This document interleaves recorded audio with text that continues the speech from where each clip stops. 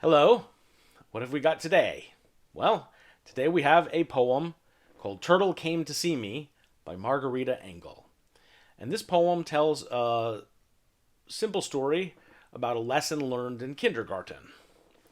So I'm going to just go ahead and read the poem and then ask you to read it a second time yourself. And then we'll look at one of the themes of the poem. I don't need to discuss vocabulary today. I think it's pretty straightforward. I do want to talk about one topic, though, and that is point of view and tense. So this will be a quick review, just to make sure you remember it. So I noticed when reading the poem, the title of the poem is Turtle Came to See Me. Okay, me. So I know this is written in first person. That is, the poet is going to talk about herself in the poem. But the title, Turtle Came to See Me, sounds like it's written in the past.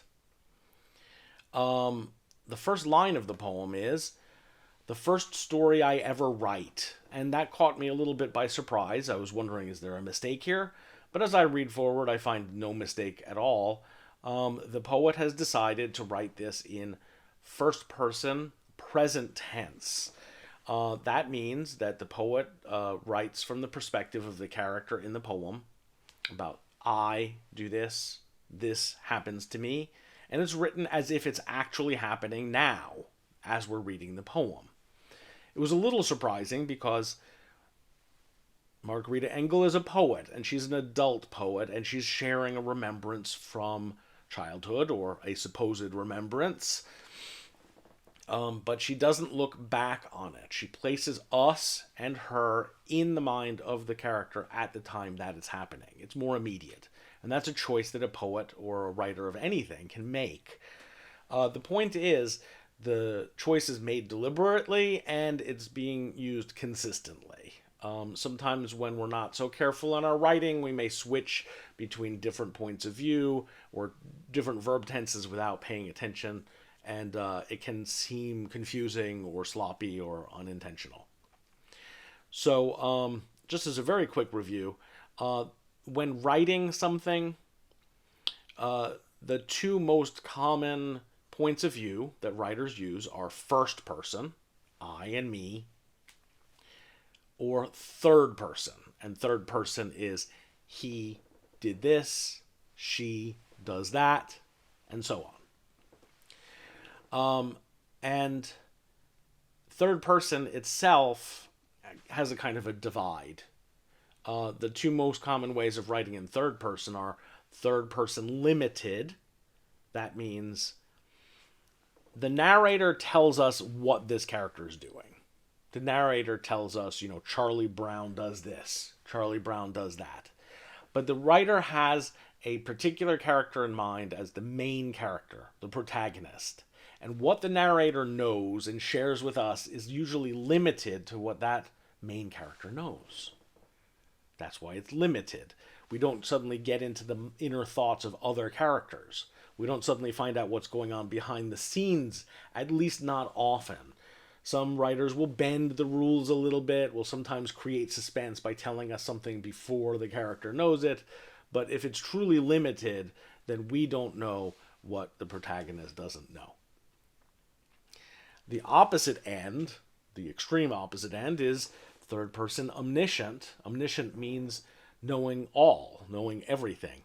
In that kind of writing, the narrator can tell us anything at any time.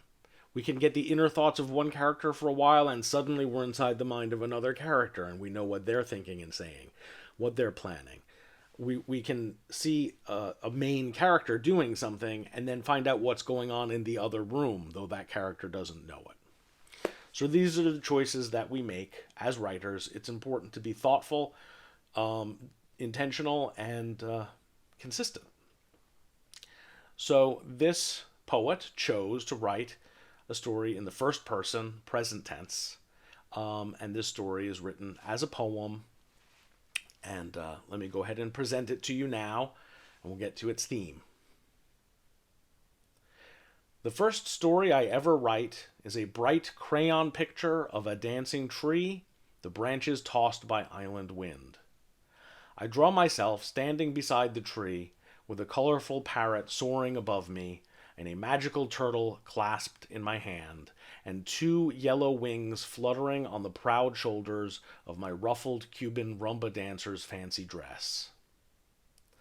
In my California kindergarten class, the teacher scolds me. Real trees don't look like that. It's the moment when I first begin to learn that teachers can be wrong.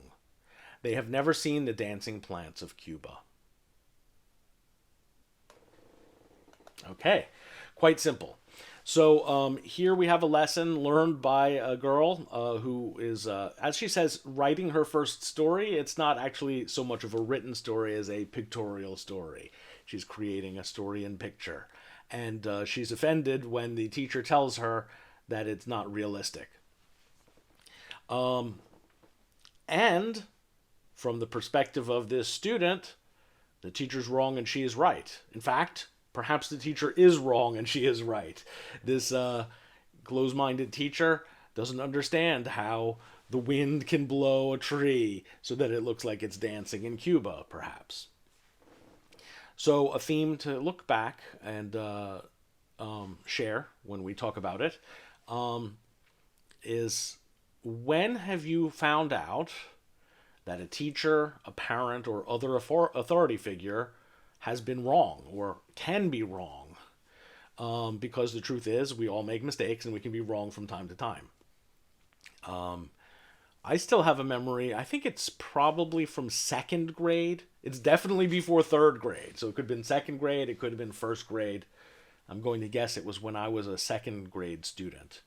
I remember a teacher saying to me, Paul, you are good at reading. Why are you not able to spell? Why is it you read this word and you understand it, and then when you write it, you spell it incorrectly? You should be able to do that. And that was a moment, even though the teacher was right about my bad spelling, but that was a moment when I realized, wait, I think I understand something better than the teacher. Right? I can see a cat. That doesn't mean I can make a cat. I can see a beautiful picture.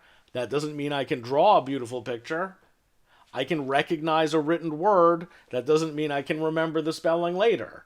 They're two different skills. And I think that on some level, as a second grade student, I had come to an understanding of two things. First of all, reading and writing are different skills that have to be approached differently. And also, teachers make mistakes. Okay, so if you could, please share an experience in which you found out an authority figure could be wrong and perhaps it surprised you. I'd like to hear your response to that, and then I will see you again with my next poem tomorrow. Goodbye.